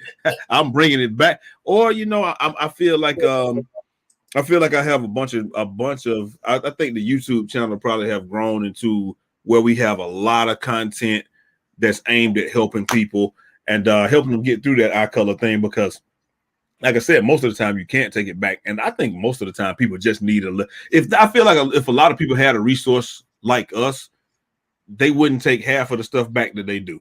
But a lot of people get into the t-shirt business and it's like, oh yeah, this is too tough, I can't do this, and then they miss out on something that could have been great for them potentially, because you just got to get over that main hurdle. Like, just like we said, if you get a cameo and that thing goes sideways on you the first 15 times, you're gonna be like, I don't think I would.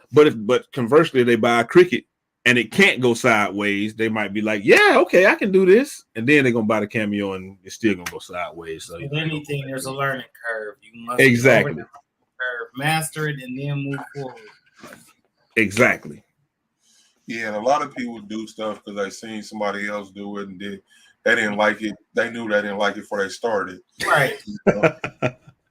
Exactly. There's any excuse to get up out of that end. I don't know how to feel about that when people do that too. They be like, I seen you doing t-shirts, I want to start doing it now. So what you saying? You thought it was easy because I could do it? What you trying to say about me, man? Oh, if you can do it, I know I can do it. What? Like, period. I don't know how to feel about that, man. Like, yeah, it's definitely a strange spot to be in. Yeah, but when they do it, you know what I say? Send me your email address. I will send you a list of everything that you need. And I'm not going to hold nothing back. Any question that you got, I got you. And 9 times out of 10, in 2 months, they send me a shirt order saying, I need you to do my shirts again. So it's not for everybody, but it can be for anybody, but it's just not for everybody. Probably the same thing with the eye color. It can be for anybody. It's just not for everybody. Period. JC Productions asks, what's your YouTube again? I apologize. Same thing. It's gonna be Breeze Tees. Breeze Tees on YouTube. Your branding is tough. Yeah, she went and did everything the first night, like literally everything. Twitter and Instagram and all. She's the Breeze Tees. She went crazy that night. Like I said, I'm glad she did it. I'm just a face. Yeah, man. Black Excellence brand asks, can you print a pet film with the eye color? No.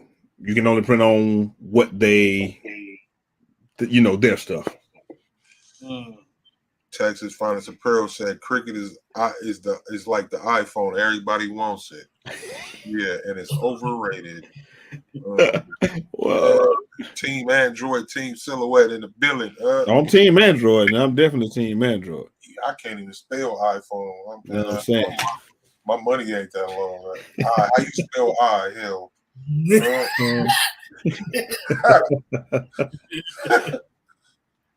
I just if you want it, if you love it, you'll get it. That's yeah. it. That's it. Yeah. That's true. That is true. And like I said, it's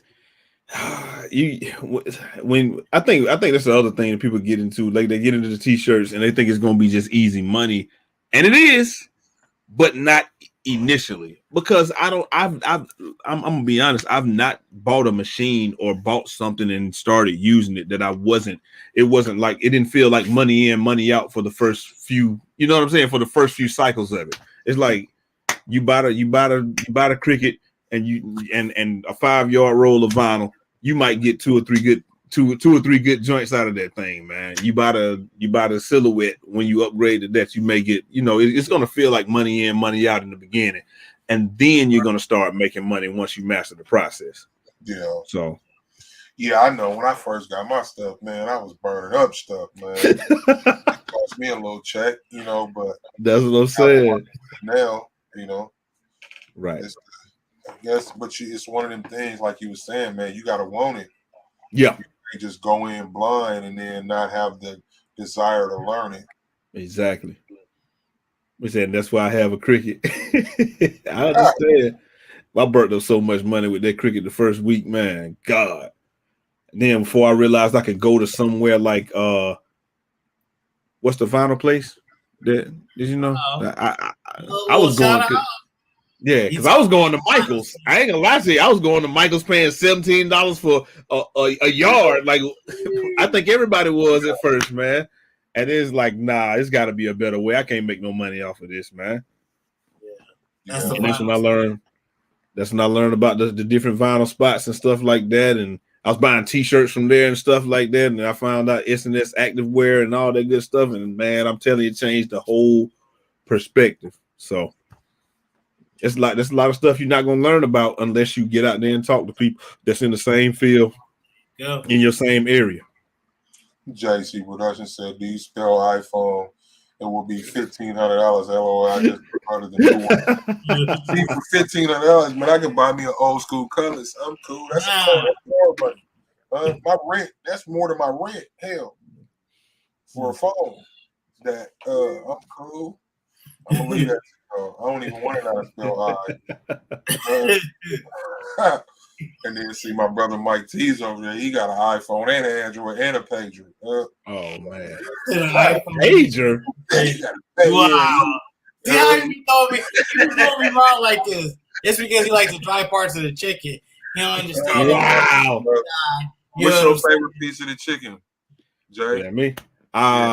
Y'all ain't gonna believe it. I don't eat meat. I haven't eaten meat since I started doing T-shirts in 18. Salute. Yeah.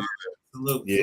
Yeah. Man, it ain't because I wanted to save the animals. It's because the doctor told me that my blood pressure was through the roof and I didn't want to take no medicine. So I said, you know what? What's the next best thing I can do? He said, you can take meat out of your diet. I said, okay, what's the second best thing I can do? He said, well, there's nothing that you could really do, Mr. Smith, other than, you know, you can take meat out of your diet, stop eating a lot of dairy products and all that stuff. I said, oh man, are you serious? So I'm on the diet right now, and I got hypertension real bad, and I am on blood pressure medicine. This is a little bit off of what we normally go on. Oh, ain't no problem. Stop eating meat. What did you like? How did you transition? Like, man, you got to tell me how you transition to not eat meat. I'm glad you asked me that because this is what I did. Everybody says when you stop eating meats, all you eating is size. The only thing I did was over a period of time, because if you try to do it right at cold turkey, it's not going to work. You're going to get. So what I did was this. Let's say if I was eating a pork chop, I was having macaroni and cheese, green beans, and maybe what's something else you eat with that? Corn, rice, something like that. So what I would do, it may have mashed potatoes, right? What I ended up doing was I over time increase the size and shrunk the piece of meat. So I kept going with a smaller portion of meat, but more size. And so then eventually, yeah, right. And then eventually the meat just went away and it was just all the size. It was just the macaroni and cheese with the green beans and rice. And then I probably put broccoli instead of the meat, you know, something like that. That's all. So I gradually shrunk the meat. Cooked with meat, though. What's that now? The vegetables that's cooked with meat, like your greens with I don't know, salt pork, or your I'm anything random for the flavor, like the bacon flavor. Yeah, just cook it without the meat. Just cook it without the meat, no meat whatsoever. Yeah. All right. None. You like chicken thighs though? That is like that's the best meat. She said, how about no meat? All right. She's telling me to tell y'all spices. You got it's how you spice. Can you just want to come in and just, come on? Here she go. Here she go. So with this, like for example, greens, like I'm using like liquid smoke for like if you want that smokiness that you would probably get with like neck bones or whatnot. I use liquid smoke. And like you could just go on Pinterest. There's like so many recipes, like soul food, vegan, plant-based recipes. It's not a difference. Like he was saying, just remove the meat and you just eating your size as long as you're using seasoning. Because you think about it, what make meat taste good? Seasoning. Yeah. You know? Pinch of salt and pepper. Salt bait, you know. My personal hater has left the building. But yeah, that's all it is. And she been coaching me through the whole thing. She telling me, tell him about this, tell him about that. I'm like, I know how to do this thing. How long have you been meat free? Was that since 2018, beginning of 2018, January. 2018. Wow. Salute soldier for that. Yeah. Man. It ain't easy. I ain't gonna lie to you. It's not easy. But I don't. Meat is weird if you really think about it. Like when you get to eating a piece of meat, you think about where it came from. Yep. Like it definitely a psychological thing. It is. But steak definitely tastes great. I'm not gonna lie to you. I ain't one of them people that gonna be like, oh my God, it's just so. Listen, I remember how good a steak was. I remember how good chicken was. I remember how good all of it was. But the only thing that keeps me going is doctor was like, I was like, he was like, hey, you know, you might want to start doing this, and that. Like, what are you talking about? I got high blood pressure. Have you seen me? Do you see I look like I just came out the gym? And he said those are the dudes that dropped dead at 39 in the gym and they can't start your heart again. I said, so what you said I need to do? I was 38 at the time. I was like, so what do I need to do again? I was like, I don't want to be one of those guys. And once I realized that I could go to the gym and there was as much protein and rice and broccoli as there was in an actual porterhouse, I was good. Because I was like, where am I going to get my protein from? And that's when I went down that rabbit hole, and it was good. So, yeah. And you really do you eat the vegan meat? Yes. Occasionally. Not a lot. That's but occasionally. Like oxymorons. I mean, what is vegan meat? What? Yeah. That's the grass meat. That's the fake meat. Yeah.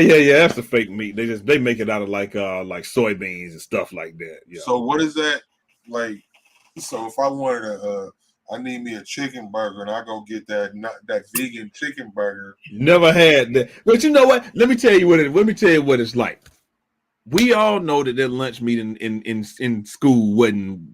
It was soybean. It was something else. It wasn't real meat. And you know how I realized that? Because when I started eating the vegan meat, it tastes just like lunch meat. And I was like, oh, really? This is the hamburger that we had all that time. This is the chicken that we was eating all that time. Stuff like that. So yeah, I know what you mean. It seems a lot like that. Like it just when you're eating the vegan meat, it's really for the texture. It's that's all it is. Because the flavors is from the same seasoning that we get. So you know. It's really just chicken. I was just saying, I don't know, man. I'm not so vegan. Yeah. Understandably so. I mean, I'm not against that though. Like, it's actually something I would like to teach myself to become, not to eat. Right. Just one of them things, man. It's about committing. And I don't know if I'm ready to commit to it at this point fully psychologically. Right. I'm gonna tell you what. I mean, if he didn't, I can't imagine just not eating meat. I mean, but then to hear how you did it, and I could see that. But I'm 300 and something, and I'm trying to lose some weight right now. So it's like this week. Yeah. The only reason, like I said, the only reason I did it was because he said, "Your heart can't take it. If you stop that, you'll be good." And I was like, I gotta be here for my little boy and all that good stuff. So I was like, all right, I'll stop. And it still took about 2 years, to get to that point. It was gradual. It wasn't overnight. Mm-hmm. So I had been working toward it for almost 2 years. To that point, I kept mentioning it to my wife, kept mentioning it to her. But that was the kick in the pants when he told me, "Yeah, you need to go ahead and do it." And then that's when I just went ahead and did it. Black Excellence brand said, "How was fake meat better for you than real meat?" It's you have not. No idea what they putting in that fake meat. The answer is it's not. Junk food is junk food. It don't matter if it's vegan or if it's. I'm not gonna be one of them people that's gonna sit here and tell you Oreos are vegan, Coke is vegan, all that stuff. A lot of the stuff that we eat is all vegan. It just means that it wasn't made with animal parts or whatever. So a lot of stuff vegan. Most of the drugs, all drugs are vegan by that standpoint, right? Because I don't know those drugs they got animal parts in it. So all this all this stuff is vegan. It doesn't mean it's good for you. So a vegan burger is not better for you than a porterhouse steak. Is not better for you than any of that stuff. It's just vegan junk food. Junk food is not good for you, period. It don't matter if it's vegan or otherwise. No need to answer to that question. Sarah said leave out the red meat first. I agree with that. Yeah. Jesse Brown, the fourth, said start with bean burritos, great substitute for real. That is true. I like bean burritos. Like beans though, cuz I don't like beans. I'm gonna tell you what you do. Like if you go to Taco Bell or something, instead just tell them, hey, try this one time. Get whatever you're gonna get, and tell them instead of putting the beef in it, put rice in it, and then try to transition. Something like that. To eat rice tacos instead of beef tacos, instead of chicken tacos, rice tacos, stuff like that. It's actually pretty good. That was the only like fast food I ate for a long time, and that's what I'll eat, just rice tacos. Educated Natural said I was vegan before, Mike. I was even raw vegan for a while. You got it, Mike. I'm slowly transitioning back. So that's chicken thighs turned you there, huh, Kim? Wow. See the haters. No more. So what's the future of Breathe Tees and custom things? We know you do shirts, man. Like, is there going to be another avenue you going to tackle? Well, we do pretty much anything that anybody asks. Like we do, like I said, the reason we do custom things because we do a lot of business cards. We were doing a lot of the metal ones or what have you. We have a giveaway with those. We do pretty much. I print on anything that they ask me to, so that's why we do and custom things. We do bags. We do, like I said, anything that can withstand the heat. We've done barber capes. We've done like obviously t-shirts, shorts. Really anything that anybody asks us to do, we've done those. License plates. A lot of people, that's one of the biggest things that people don't ask for because they don't know that you can sublimate the front license. My city hard. I'm pushing hard. Exactly, man. I'm always doing license plates. We got like mouse pads and stuff like this mouse pad I made. It's like after Kobe passed, I made this one, and it's like him getting all the rings for the Infinity Gauntlet or whatever. I found that image. A lot of people were like, "Yeah, man, I gotta have that one." Stuff like that. I got this one here. What's my Dragonfly Jones? So I just do. I pretty much that or one of them. Yeah, that's the one. Stanley Jackson. What's that now? Ain't that Stanley Jackson? Oh, Stanley. That Dragonfly right there. Wasn't that Martin? That was Martin. Yeah. So that's the one that I take to work too. So that's my mouse pad I take to work. Man. I ain't trying to hear all that, man. Put in a ticket. You can't just come up to my desk and ask me so. You got to put a ticket in. So I like messing with people though. I'm always messing with people. Me too, as you can tell. That's just eating fried chicken. I mean, that's just. Oh my God. What'd you say, Mike, about some fried chicken? Hey man, they say chicken legs are hard to get right now, man. All they got is the thighs. That's what I heard. Right, but how you got a thigh and no leg though? What kind of chicken you growing? He ain't got no feet or no leg. He just came out thighed up. Why you can't eat that thigh? How you gonna eat it? You just got a chicken. It got a body and a thigh. We cool. So it's something that's been going on. What is the chicken thigh? Like the drums? I thought the upper drumstick was the thigh. It's called. And then the big piece that's connected to the drumstick. But how you got the top but not the bottom? It's just dying. It's out running on a three cool. I'm gonna let Mike Tease have that. He just ran on. That man Mike Tease and Kim, man, the educated natural. Y'all can have them guys. We cool. We don't even grow legs no more. This group, us is a whole nation behind us. Trust me. I can start a Facebook group right now, chicken thigh eaters. Hey man, they didn't even change. They even got a commercial talking about it ain't Wingstop no more. It's Thigh Stop, man. They even got that commercial, man. Yeah, man, that's gonna go out of business. That's not a business, man. I'm sorry, Rick Ross, brother. You're gonna lose money on that, man. Nobody no thighs, man. You gotta be 55, at least 55, a 55-year-old male. Wow. To eat a chicken thigh.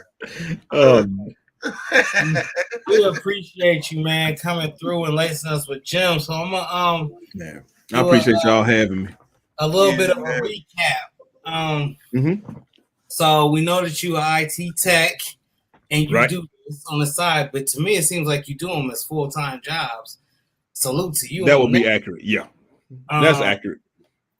You turned us on to some new things about Uninet that I did not know, as far as the sublimation, the glitter, the overall different sizes and the maintenance. I mean, hey, for the 88th time, Uninet, holla at your boy John, aka Breeze Tees and Things. Right. You let us know. Yeah, your machineries that you have from the StarCraft that they don't make no more. Right. The eye color 650. You see how they talk about me? They do this to me every week. I speak the truth. I'm just speaking truth, man. You know, don't shoot the messenger. Oh man, y'all follow Breeze Tees on TikTok, Instagram. What other shout out all your social media, man, so they can find you. Oh yeah, TikTok, Instagram, and YouTube. That's more or less what we got right now. I think that's pretty much what everybody got. We don't got Twitter. I don't think I won't do Twitter. Yeah, I don't even know. I don't really understand Twitter as much. Like my brother says, too much read. They have a thing. Twitch. I'm trying to figure out Twitch. And Facebook too.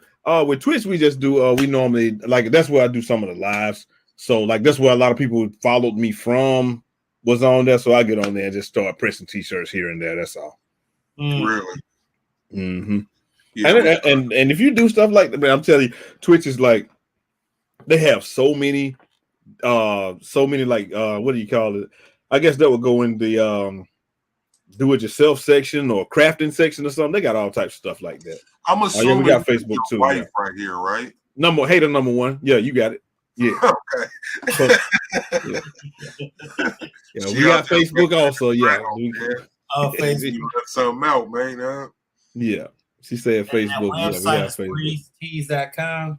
BreezeTees.com. Yep. So just like how it is right there. BreezeTees.com. And like I said, you can find us on Etsy also. We're pretty much everywhere. Awesome. Man, again, man, brother, thank you for coming out. Thank you, wife, for coaching him so correctly back there, Made this a great show. Thank you for informing us. Thank you for informing us about that eye color, man. You really opened my eyes to some stuff about that thing. Right. Black Excellence Brand said, one last question. Is the StarCraft vinyl better than Caesar in your opinion? Thinking of giving it a try. I would say if you're gonna give it a try, give it a try. It's about the same. I think I can't even remember why we did the StarCraft. I think that we did the StarCraft because the Caesar stretch was not in stock at that point in time. And we just went with StarCraft. And StarCraft has some different colors that Caesar has. I like StarCraft's red more than I like Caesar's red, but I like Caesar's blue more than I like StarCraft blue. So but both of them stretch though. So if you get the Caesar stretch. And like Caesar has a color of a shade of indigo or something like that. It's like teal or something that it's just at that point you're really just going for which colors that you like better. That's all. Period. But man, we gonna wrap this up. All right, again, brother. Thank y'all, man. Appreciate you, man. Y'all go follow him on the social media, Breeze Tees, man. Thank you guys for having me, man. This Saturday we got Gina Gill. Y'all stop through. Oh, definitely. Before we go, October 4th, all these will be streamed on the Squad Creatives Podcast YouTube channel. If you haven't subscribed, subscribe. I put the link in the description, y'all. If you're gonna follow, that's where you're gonna follow. It won't be streamed nowhere else but there after the starting October the 4th. Man, y'all have a good night, Breeze Tees and wife. Thank y'all. So we will see y'all Saturday. All right. Appreciate it. Y'all take it easy.